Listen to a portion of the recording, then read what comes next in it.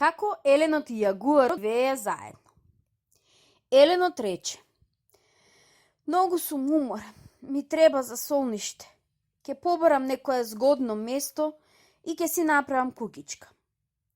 Тој отиде на брегот на реката, најде едно убаво место и реши: еве, овде ќе ја направам.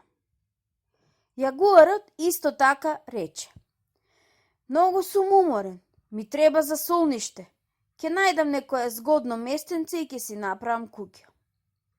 Тргна да бара место и кога дојде на брегот на реката, до местото што го одбра еленот, и тој рече: убаво местенце, тука ќе си направам куќа. Следниот ден дојде еленот, ја испливи тревата и ги рачисти грамушките. Третиот ден на истото место дојде јагуарот, погледна и раче: еве се гледа, ми помага Тупа, богот на громот и молњата. Нему му се допаѓа кога дивото земјиште се обработува. Јагуарот го постави темелот и почна да ја гради куќата. Четвртиот ден дојде еленот и кога го виде сето тоа рече: се гледа, мене Тупа ми помага. Тој ја покри куќата со лисија од палма и со трева, а куќата ја подели на два дела. Едниот за себе, а другиот за богот Тупа. Петиот ден дојде јагуарот и кога ја виде куќата, многу му се допадна. Се смести во едната половина и легна да спие. Шестиот ден дојде еленот и ја зазеде другата половина. Седмиот ден, кога тие се разбудија, се сретнаа очи во очи и јагуарот му рече на еленот: ти ли ми помагаше? Еленот одговори: а кој ако не јас? Тогаш јагуарот рече: ако е така, во ред, ајде да живееме заедно. Еленот одговори: ајде. Осмиот ден јагуарот рече: јас ќе одам на лов. Ти подготви дрва и вода, сигурно ќе се вратам гладен. Тој тргна на лов, уби еден голем елен, го довлечка дома и му рече на својот пријател: ајде, што чекаш, дај да јадеме. Еленот веднаш го послуша, но тој ништо не касна. Многу се растажи и цела ноќ око не склопи.